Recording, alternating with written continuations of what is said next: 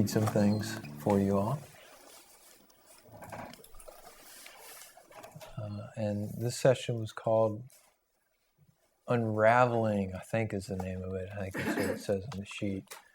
And when I think about what I went through on the path, well, that's what it feels like, was unraveling, coming to pieces of this tight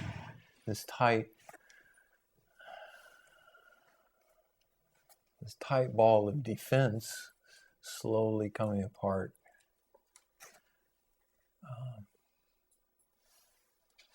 And then the heart of the matter, well, that was the theme for the weekend, and that appealed apparently to a whole lot of people. The heart of the matter, right? We want to come right to the heart of it. And I thought, well, I'll say a couple of things right off the bat that are right to the heart of it. And then you got all these great people who come before you. And I'll say, if you just read that second page of Bart's handout again, then you come right to the heart of it. Right? And so I think that's better than any one word of advice I would give. So read that again. Now, as for poetry, a lot of people, they go, oh no, they're going to read poetry. Oh no, I have to read poetry.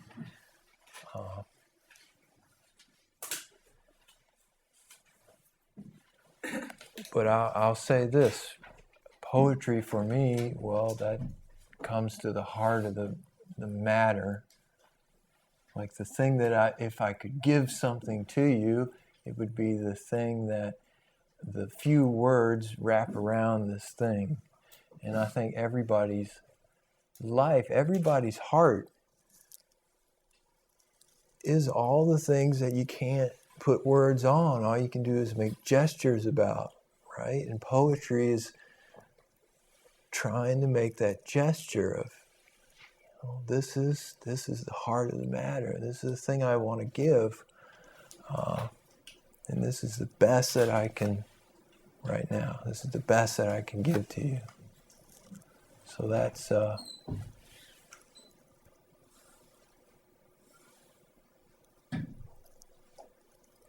other than saying nothing, right? Other than saying nothing, that's the next best thing. Because some people can hear nothing, some people can hear silence, and other times you need a few words. And the words are only to bring out that silence in you. They're only to bring out the thing that is in both of us. That's why you say anything. Because you want to find that one moment of connection with somebody.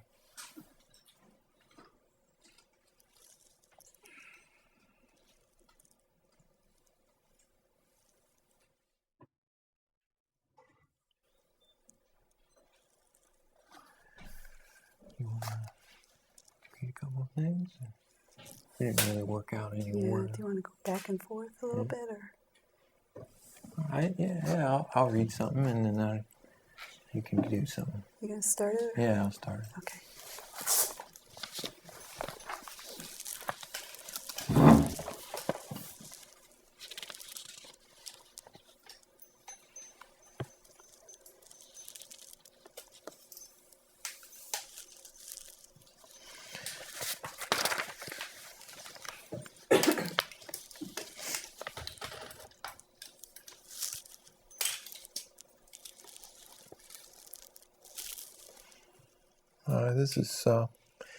This one says, gestures the color of greeting and departing, of knowing and concern, fear and confidence, drape every edge of experience. Wordless moments of communion say to myself, there's not long. One day the trees will go slack and cease to respond to the urging of the wind. Sun's clock will no longer sweep, nor rain weep. I'm lying on a hill by the James River in October of 2009, stone solid face evaporates. Nothing is behind me.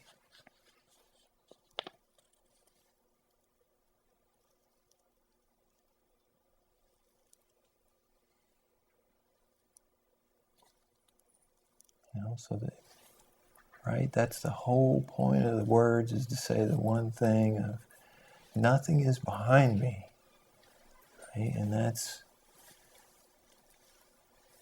not right, not just me, but nothing is behind us.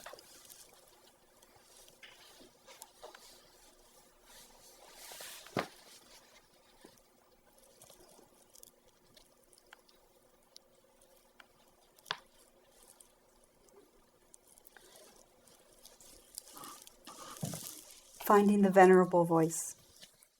It started with the shallow om, the unexpected fear in my own chest to throw into the unknown my one molecule of note with the ever-humming track of the universal chord.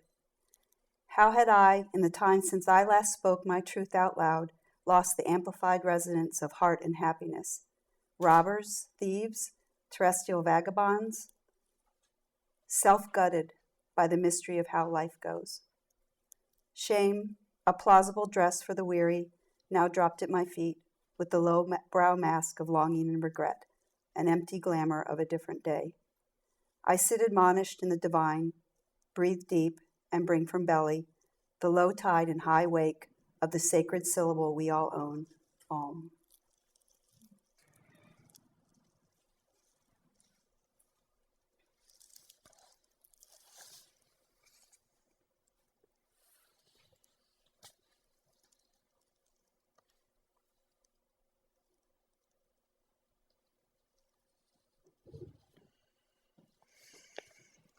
So this one reminds me of what we do all the time. It's called When Is Blue Sky Enough?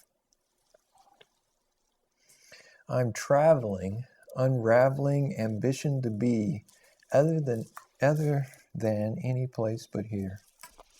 I'm traveling, unraveling ambition to be other than any place but here.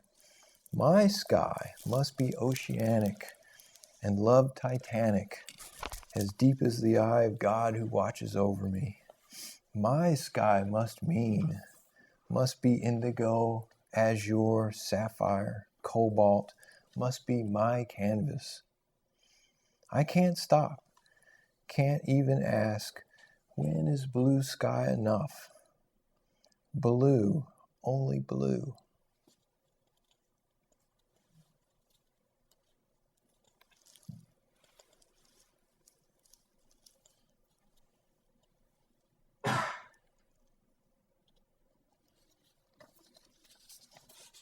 The last unraveling. It's as if God put a whale hook straight through my chest to seize that last black knowledge of a me. Dredging the half-dead putrid thing through the coral reefs, the jagged rocks, the sharks circling and feasting on that weary flesh, each gash of skin repeating some ugly phrase. Yanked out then into the rough sand and dragged for more miles in the tropic sun than one can remember. It's getting down to it, to nothing. It's getting down to nothing. Nothing but breath and bones.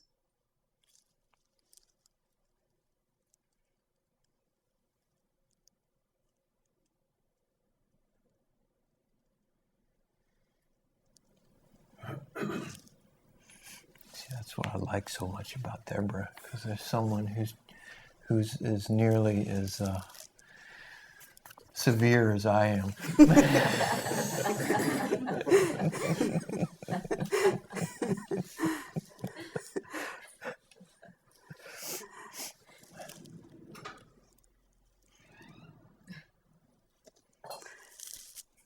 Isaac and I have been talking a lot about poetry. He's finishing. Are you finished your degree in creative writing? And whenever I read poetry, it's never just my poetry. It's always about poetry.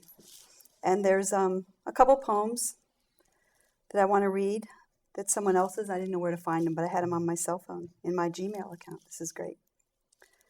The first one is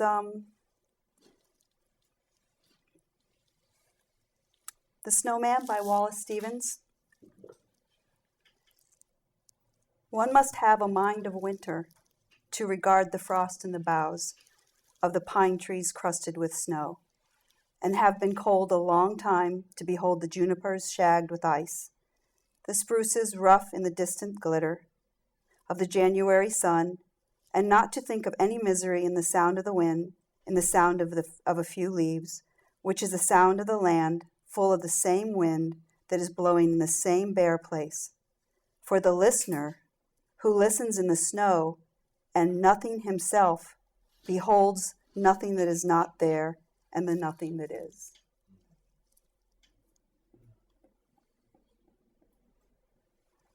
Next one's by David White.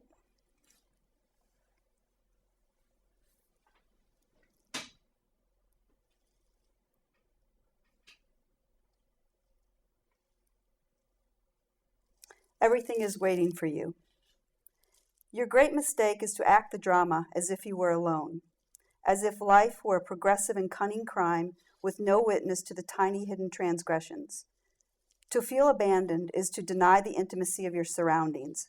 Surely, even you at times have felt the grand array, the swelling presence and the chorus crowding out your solo voice. You must note the way the soap dish enables you, or the window latch grants you freedom. Alertness is the hidden discipline of familiarity. The stairs are your mentor of things to come. The doors have always been there to frighten you and invite you, and the tiny speaker in the phone is your dream ladder to divinity. Put down the weight of your aloneness and ease into the conversation. The kettle is singing even as it pours you a drink. The cooking pots have left their arrogant aloofness and seen the good in you at last. All the birds and creatures of the world are unutterably themselves. Everything is waiting for you.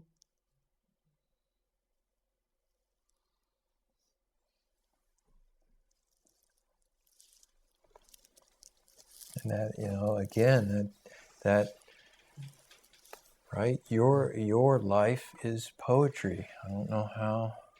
I keep hearing the wind, right? And that wind is that that longing. It's, to me, well, who was it? Mike was talking, or I can't remember. Someone was talking about finding your question, right? You got to find your question, and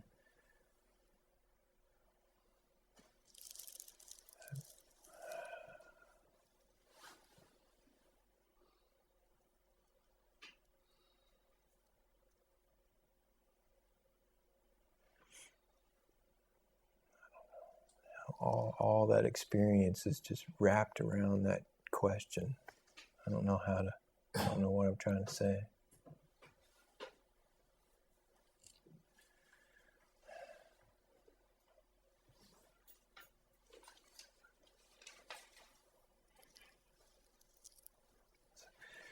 Like Bart, you kept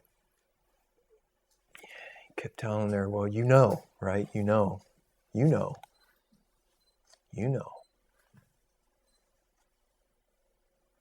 And all that we do is find ways to avoid admitting, procrastinate, right? We procrastinate in so many ways.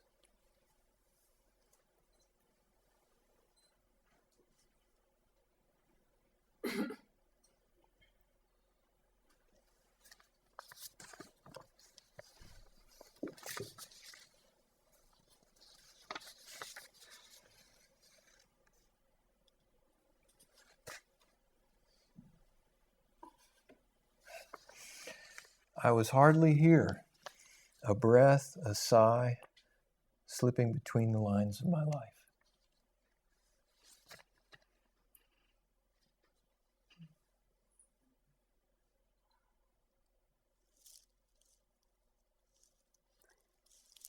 I took 3 large steps to get here. I first stepped over those things we call memories, like coincidence and concern, and reckoned them up against a wall, then shot thin little bullets into every one of them that called me back and went about my way without name or homeland. Next, I chose the waterways over the land, diving into it, sometimes cold, sometimes rocky, always certain I had no pull once inside the current, the tide, the deep spring waiting at the end. Last, I cut my lids off, tongue out, walked to the last cliff, over the last planet, over the last sky, and I jumped.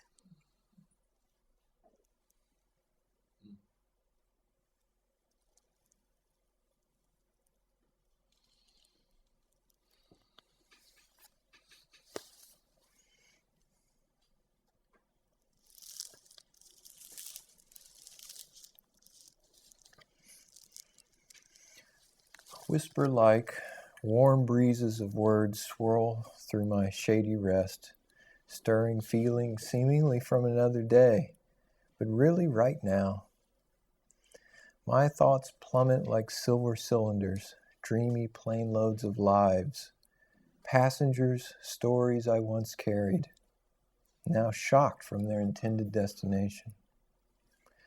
No longer locked into the need to understand, my narrative dissolves. There is only here, the backseat of a Boeing hurtling through empty space.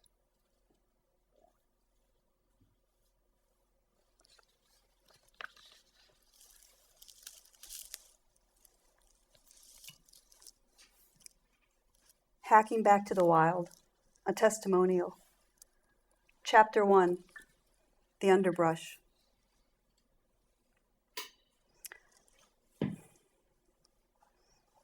What does one make of a casual day, starting in a casual way, when somehow, between the coffee and the sky, hands go absent into a sea of fur and trees and cardinals, finches, wind rushes, and rosa banks so green in the everlasting that no moment is another? Then walking into a room where Kismet speaks straight out of Rumi, something like the moment I heard my first love story, I started looking for you. And I didn't know what to do but sit there in awe, not knowing how blind that was, face all fallen into the palms of my hands when something asked me to look up, and I knew what was never right was about to be the rightest damn thing ever. So I looked up and took the blessing smack in the middle of my face. Lovers don't finally meet somewhere. They're in each other all along. So paralyzed from that moment on that you went on to have your way with me and had me speaking all my secrets around some fire with strangers who had been my brothers and sisters for all this time anyway. I wondered where my own backyard was after all, and you couldn't help but laugh at me as you picked me up out of the wonderment you stunned me with. I think I drove home that night, or maybe you drove home for me. I don't know. I remember it was the first time I didn't know what time it was, or where I was supposed to be, or how many days until I needed to pay some bill. I thought about packing my favorite sweater, a good couple pair of shoes, and a good coat, and getting way out of town while the getting was good. I remember there was a lot of joy, so much joy I wondered if someone had finally filled me up with a good dose of smack for the first time, and how the buzz ran right up through every vertebrae till it blew the top of my head off, just like Emily Dickinson said it would, because poetry, the poetry that forms around every moment never to appear again, wasn't going to leave me like I was. And I begged to be taken down, flattened underfoot, to see the back of my eyes, but that was gone too. Everything was gone, long gone, with all the tidy little questions, all the vain perplexing hopes and twisted wants and pent-up opinions and circumstantial evidence, being so much more than that hen-pecked way of the mind taking me down like a visitor about to spar in the strongest town with the strongest townie in that dark bar, oh so grateful to take the beating, to stop the ever-revolving mundane questions posed as important visions to living the good life of pride and protocol. All punched up and awake, I made some half-stalled attempt at driving 100 miles out of town, then turned around to find some new place that was the old place. There was only a blanket, a rug, 2 dogs, and your divine voice saying, "Here you are." And now I want to give you more than just a preemptive strike at living. Now I shift from the unbalanced foot of fear to the handstand of irreversible love, all the while walking upside down towards that barely there plank of sometimes always. To see the abyss as my final bed, your heartbeat, the volcano, and the fury and the splendor of the free fall.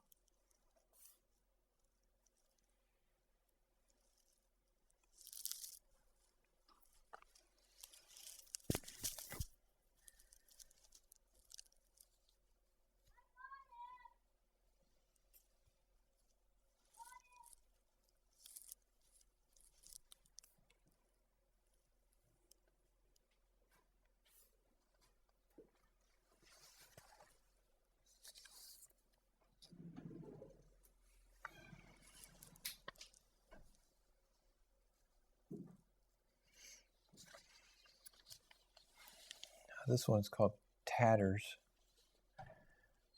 The spider lily bloomed for 3 days, an outpouring of scented desire. A white silk sail leading to a heart of love.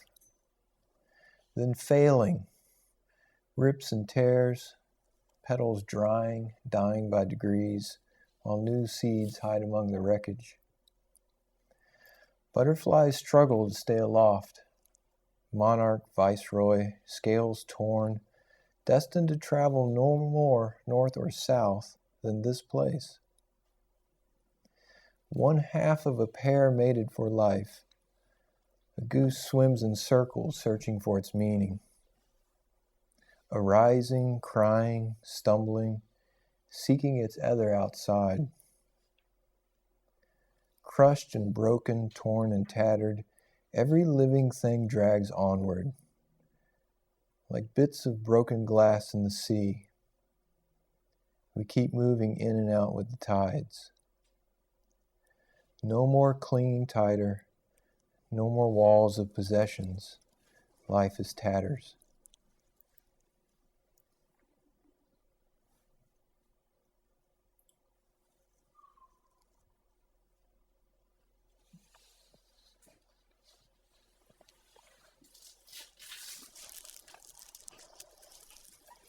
I've been playing around with essays, but even they are very, very short. This is a small piece called The True Essence of Loneliness. Contemplate, if you can, the moments when you feel loneliness. Most often it is when you are alone and you conjure up a desire you think is missing. A person, a memory past, a regret of how something went, the end of a day filled with procrastination. Then there are those other times, too, when you find yourself in the midst of a joyous occurrence or a celebration. All your favorite friends around, merriment, great food, dance, music, a momentous achievement. The scene could not get more perfect. However, there in the middle of it all, you still find yourself alone, and you choose to label it as loneliness. Once again, your mind has tricked you and gotten you to believe in organic, real nature to what you are experiencing. And you decide the experience is lacking. What you have not realized is that the true nature of self is aloneness. As the God consciousness that never moves, always creates in its nothingness. You are there. You are always there. More than that, you are always that. The loneliness your identity is authorizing is only the sad mind state trying to explain the unexplainable. You are God consciousness emerging. There is no one else. You are alone in nothingness, which brings forth everything. Your mind will never elevate to this realization. You must separate from your mind to understand your essential nature, to let the truth you seek explode before your very eyes. Experiment with your loneliness if you wish to discover your true nature. After you have labeled the flooding feeling as loneliness, take the time to meditate on what is happening, what is captured in that moment that defines this feeling of remoteness, of standing apart.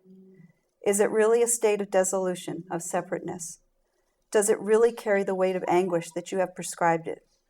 Or perhaps it is merely the beauty of the dream, and the stuff of which you are can offer an expanse within your chest that is so much more than loneliness.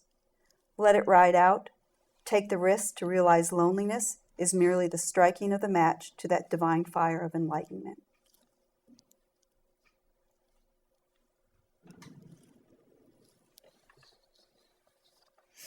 So this is what conversations with my mom sometimes do to me.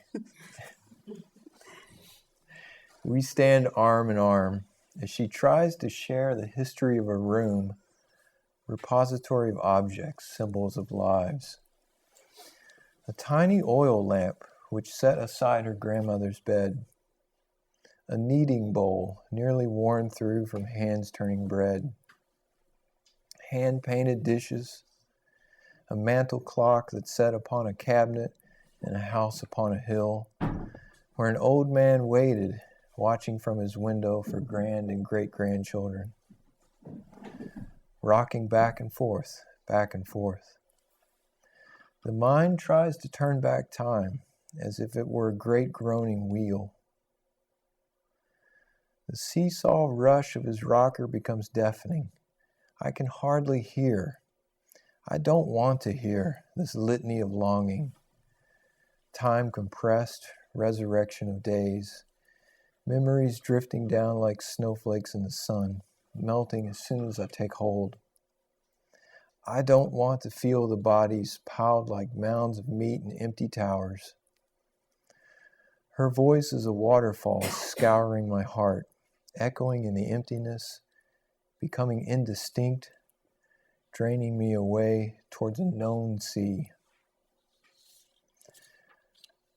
I think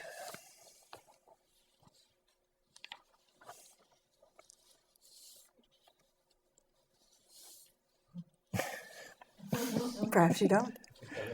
I think that this non-linear arrangement of poetry is preparing to backfire until I find the proper page,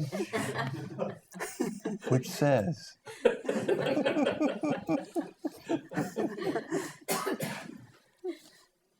I think that kneading bowl is sycamore, a tree whose bone-white fingers year after year point toward the winter sky.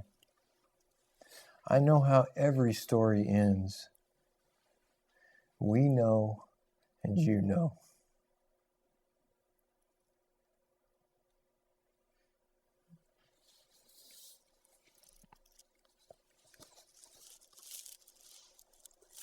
The breaking. If I were to be honest and let that little hole of thought flood open, to tell you what I know, you might not want to hear. But because being weary, afraid, and wondering is much more disconcerting than the truth, I'll hold it up and let it go, this one knowledge you can rest in. It is always breaking, never broken, and the wonder in that breaking, you've designed it all.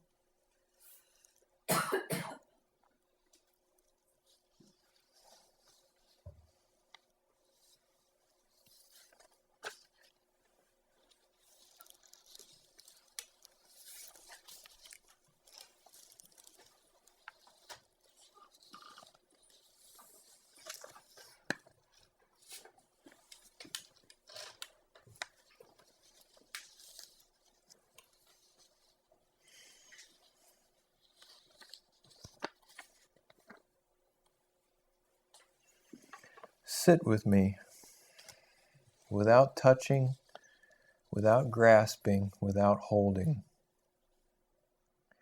Restraint wavers as you reach for words that are too cold, too coarse to contain anything but yesterday.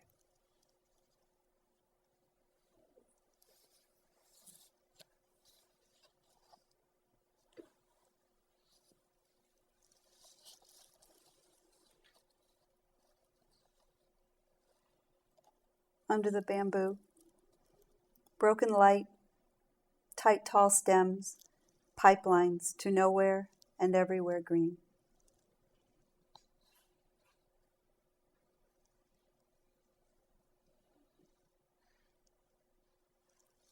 Breast flower. This has a line from a poem by Denise Levertov that inspired me to write this one. So much is unfolding that must complete its gesture.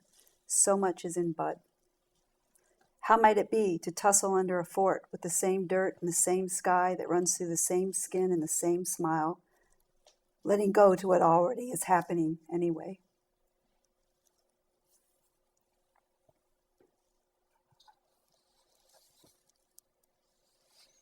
And this is the last one I'm going to read.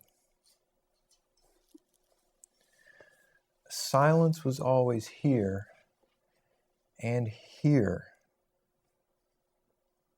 The past tense is so deceiving. The present, a calculus of moments. The future, nothing but noise. I can't wave my hand in his direction without crying. I can't do anything but die for you and you for me.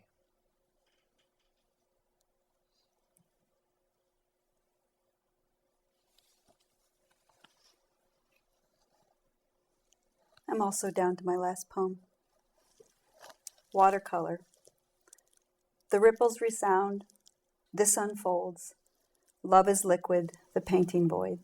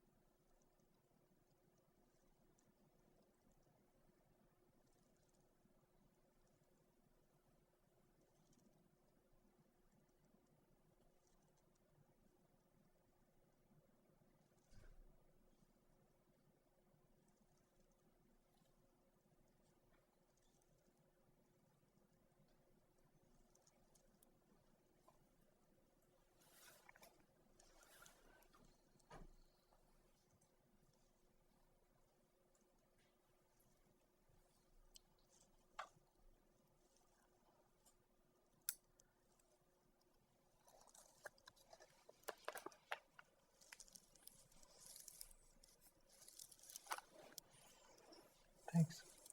Thanks. That's what I thought.